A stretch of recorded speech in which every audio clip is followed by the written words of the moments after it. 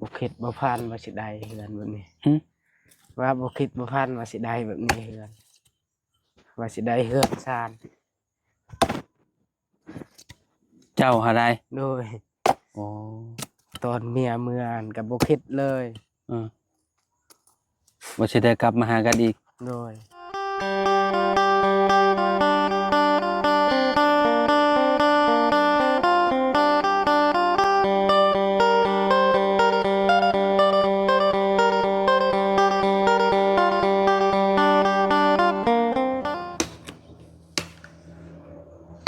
พี่น้องเอ้ยเนาะหลังจากที่สร้างกับพี่น้องเอ้ยเนาะ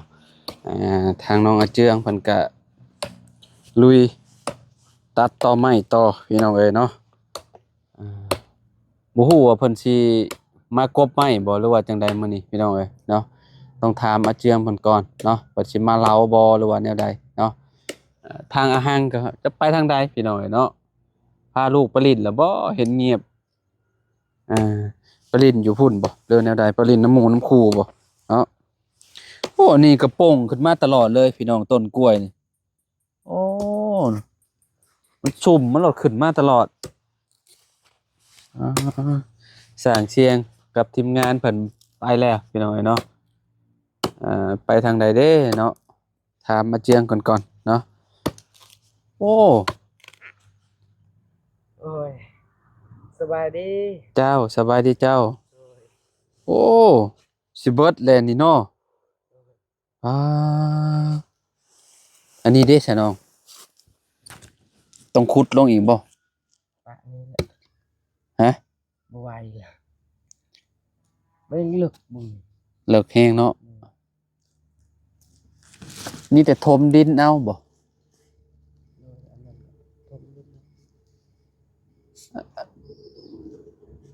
เพราะว่าซับลงอีกมันก็ค่อนข้างสิเติบหนึงอยู่พี่น้องตัวนี้คือออกได้ซะน้องนี่ได้ฉะนั้นมันเป็นโนนเป็น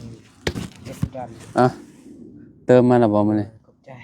ฮะเติมสปอนเซอร์อะไรโอ้ยอันนี้เติมตัวนี้มันจะมีแฮงเนาะจะมีแฮงอะไรวะเปิดกินร้อนเย็นๆจงไม่ให้เพิ่มไปรอดมีรุ่นแก้วบ่มีแล้วได้บ่เบิ่งเปิดก่อนเฮ้ยมันบอกนั่นได้เบิ่งนี่มันเขียนไว้อยู่นี่วะใส่ละหัดจากยางสีข้าวมันบ่ได้บ่มีคะแนนว่ามันนั่นมันก็สิบอกนั่นแหละ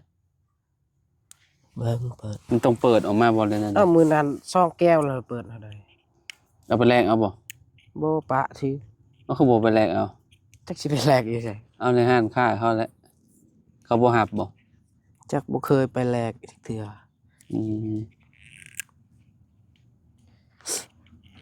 ลูกเมียไปใช่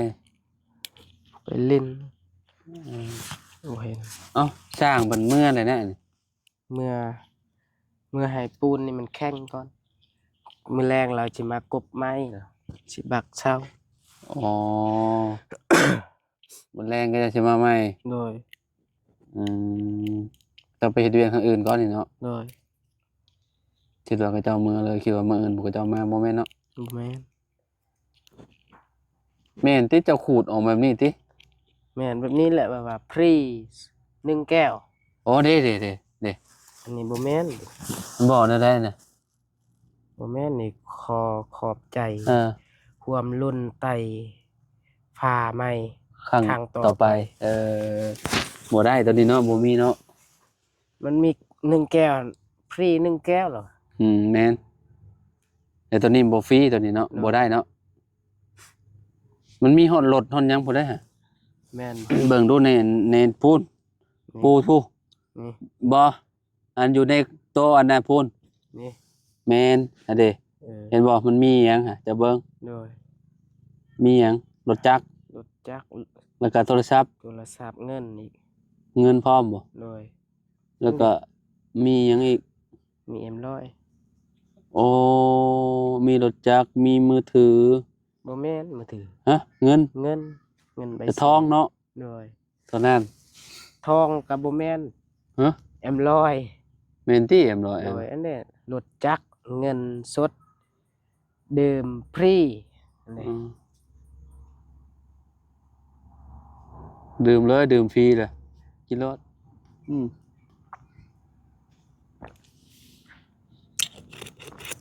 มัน อืมเอาไว้กินอีก โดยแห้ง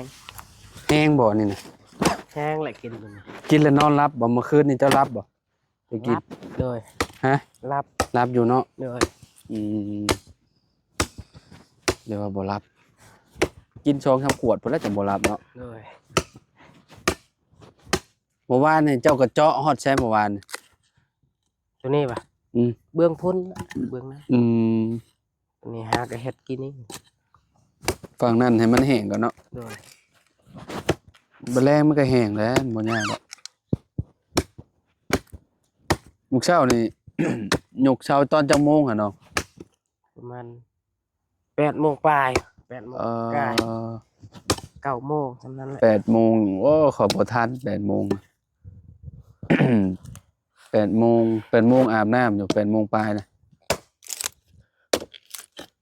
มาทันต้นเดียวต้นนี้ โดย ต้นกลางนี่พี่น้องเอ้ยเนาะ เอ้าแต่เช้านี่ก็เห็น ฮะ แต่เช้านี่ก็เห็นอาย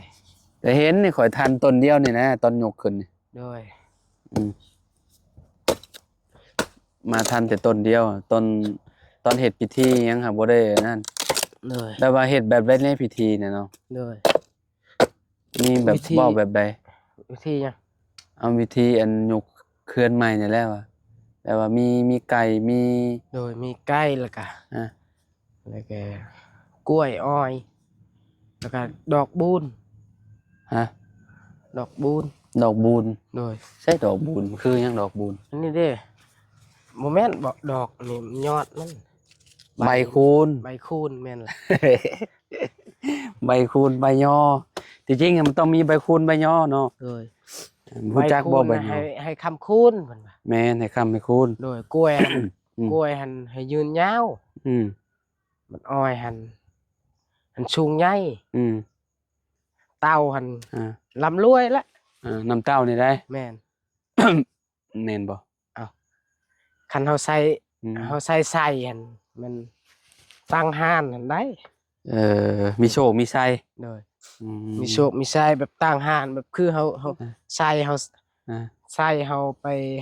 อันนั้นเด้ไปใส่ในน้ำเด้ อ่า เวลาป่ามันก็เข้าแล้ว อืม คนซื้อแบบเฮาตั้งห้านก็คือป้านแล้วมันเข้าซื้อ อืม ตัวนี้บ่แม่นห่านเอาใส่เตาเอา เออ เตาแบบเฮาเก็บเงินเก็บค่ำเอาไว้กระเป๋านะให้มีให้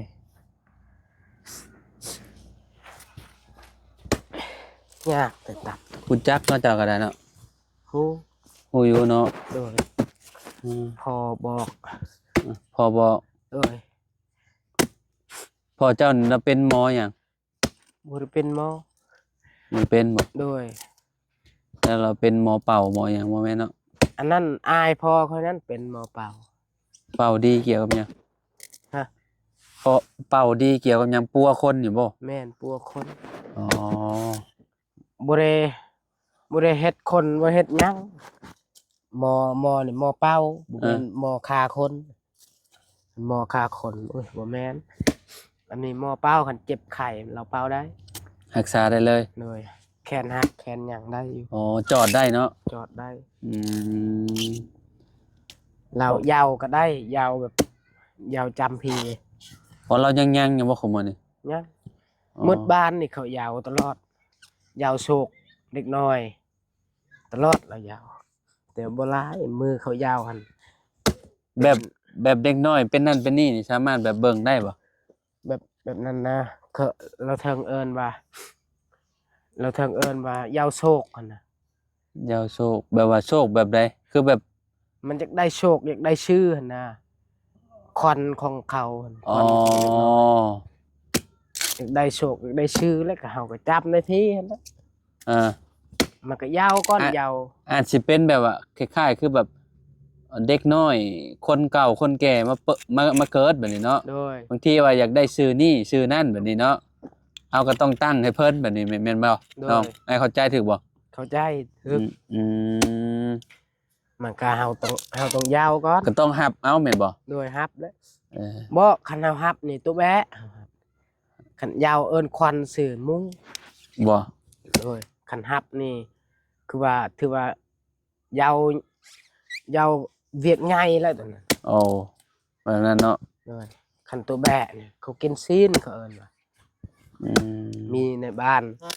คนในบ้านนี่ซอยเฮ็ดเอาพื้นเอาหยังในนี่แหละบ้านเฮา แบบนั้นเนาะ โดย กับมีคือกันเนาะแต่ละหมู่บ้านหมอเป่าหมอรักษาคน หมอรักษาคนหลายคันหมอฆ่าคนนี่แถวนี้บ่มีแถวนี้ เออ มีแต่ไก่อยู่พุ่นอยู่เว้าฮอดหูฮอดตาแม่จะดีพ่อจะดีบ่เป็นตาสิพัง บ่เว้านะเรื่องบ่ดีบ่ เล เว้าย เอาแต่เรื่องดีๆดีที่สุดแล้ว แต่ว่าอายของพ่อเฮานี่ก็มีแต่ เรารักษาคนเนาะ รักษาคนหักแพงเขา อืม เจ็บไข้ไปลาวนั้นได้ไปแล้วอยู่ลาว ยังบ่ได้รับบ่คมนี่ ยัง ควันนี่ ยัง เพราะเหลื่อมมากๆบัดนี้เนาะ เลย เฮ็ดคู่มือมันก็เบิดไปเองพี่น้องเอ้ยเนาะปะให้มันตายเองมันบ่ตายได้กอไผ่นี่มันสิโป่งออกมาเรื่อย จังน้อย ๆจักหน่อยมันก็โป่งมันซุ่มแฮงอะลี เลย เนาะแบบว่าเวลาขนาดเฮาซับมันเอาควรซับมันยังแบบข้างในมันแบบหน้าเปียกแฉะๆเลยมันกระโปงแล้วหน่อไม้จีนพี่น้องเอ้ยก็เจ้ามาปลูกเอาใส่แบบเอาไปแกงกินบ่หรือว่าแนวใดหรือว่าเอาไปขายบ่ ไม้ตัวนี้หน่อไม้ตัวนี้ว่ะ อ่ะ กินก็แซ่บผู้ปากแซ่บมันก็แซ่บอยู่ รสชาติมันสิหวานๆแม่นบ่ แม่นมันหวาน หน่อไม้จีนนี่คือเห็นกับเจ้าเอาขายอยู่นะยอดใหญ่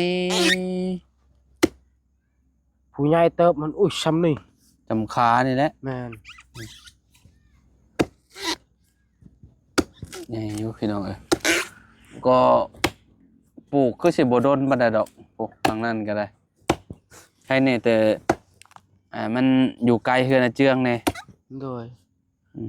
ฉะนั้นมันอยู่ใกล้ มั ขี้ ก็ ข้าน ตก ปัดใบมัน เลยบ่ว่าผู้ปลูกตัวนี้หั่นต้องแบบดุมันรักษาแล้วคันบ่ดุมันรักษานี่อย่าปลูก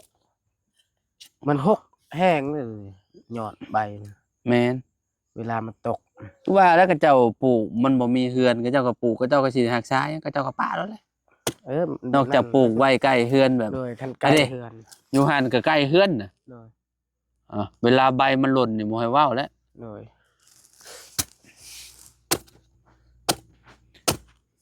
มื้อนี้ฝันดีบ่น้อง ถามดู พันยังเลย ฮะ บ่ได้พันยัง เลขออกเลยมื้อนี้เลขลาว มันบ่ให้แล้วเลขมันตั้งแต่นอนแล้วบ่ได้พันยังเลย บ่สงสัยเมื่อยแฮง บ่แม่นเมื่อยก็ตอนนั้นเฮาอยู่เฮือนนั้นมันก็เมื่อยมันก็ยังพัน บ่ฝันเลยเนาะ โดย มือยกเคลื่อนใหม่นี่ก็บ่ฝันเลยเนาะ บ่ เออคิดว่าฝันว่ามีเจ้าที่เจ้าทางมาดีใจนำบ่มีเนาะ โดย นอนหลับสบายจังแหละบ่แรงยุกบ้านกันเลย โดย เป็นจังได๋ล่ะ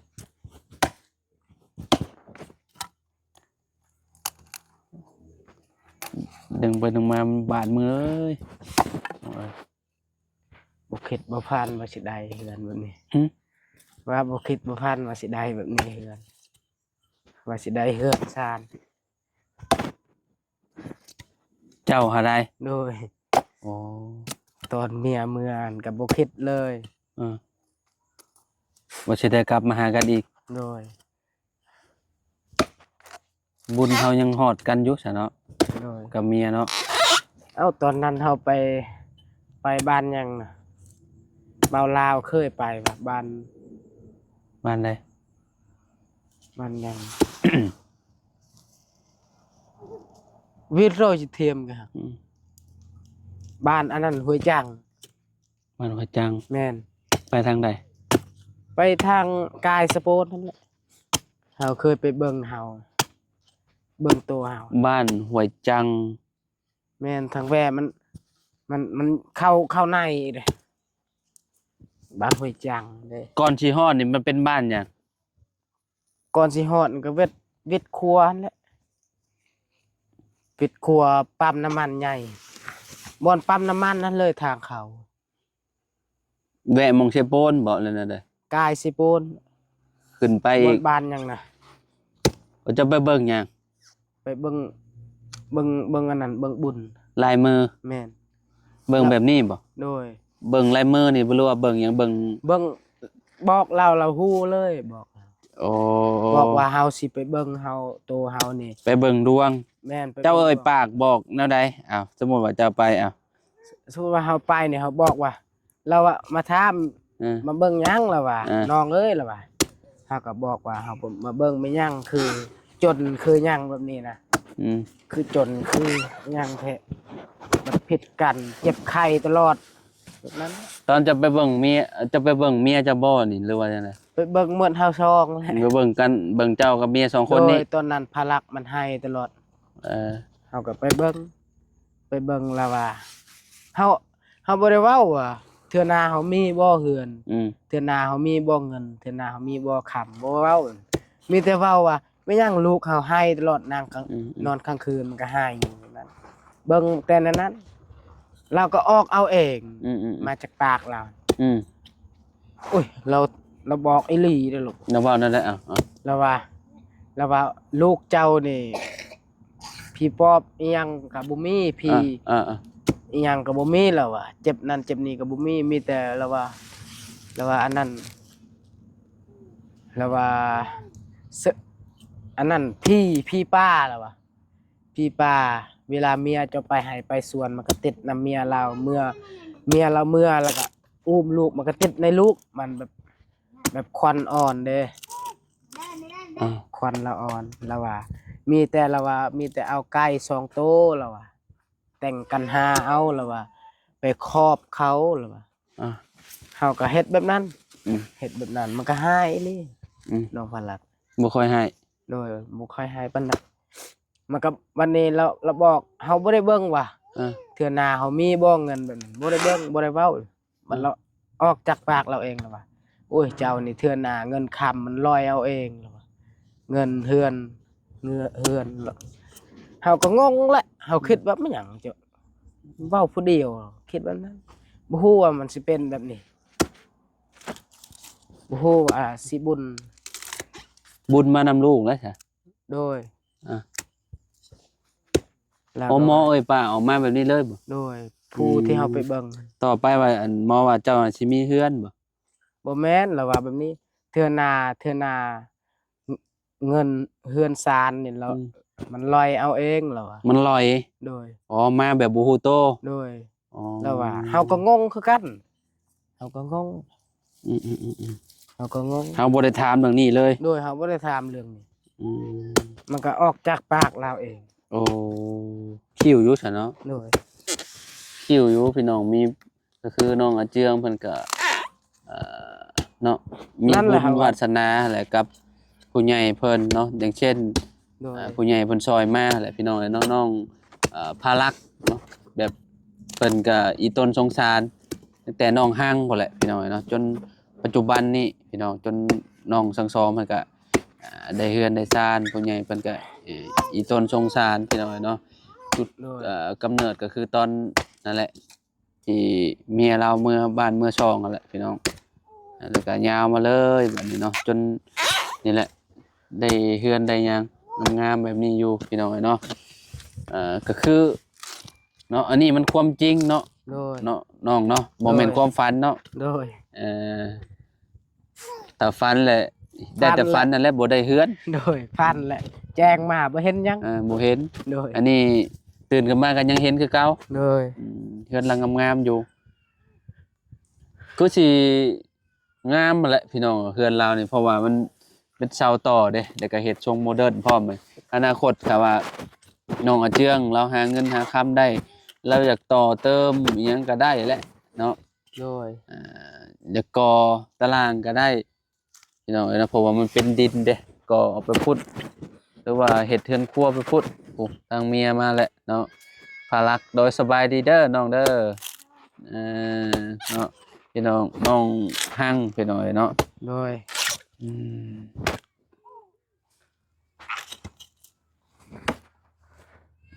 เอากระถาพุ่นแหละพี่น้องเอ้ยเนาะเดี๋ยวสิมาอัปเดตอีกยามแรงๆเนาะบัดช่างมาพี่น้องเอ้ยเนาะคิดว่าช่างเพิ่นอันครบไม้ครบตอกใช่ดอกพี่น้องเอ้ยเนาะเพิ่นกับไปเวียกเพิ่นก่อนเนาะให้มันแห้งมันหยังเพิ่นจักสิมาลงมือบ่ฮู้ว่าเพิ่นสิกบหม้องใดหรือว่าหม้องนี้บ่หม้องนี้แหล้วเนาะ น้องพุดแล้วก็ มันอันนั้นดีพี่น้องมันห่มดี เอาคีย์ไม้นี่คักเลยใส่ในผัก แม่นแหละ จูดก่อน จูดก่อน หรือว่าเจ้ามีอันพวกขี้บุ้งขี้แบะเอามาผสมกันแล้วก็จูดโอ้เฮงคัก โดย หรือว่าขี้งัวขี้ฝุ่นนั่นแหละ คีย์แบะบ่มีแหละจักสิเอาแต่ใส่ บ่ได้เลี้ยงแบะเนาะ โดยในบ้านบ่มีจักโตเลย แมันบ่ โดย งัวเด้ งัวก็บ่มีแต่เฮือนบาวัดหัน2โต เอ่อ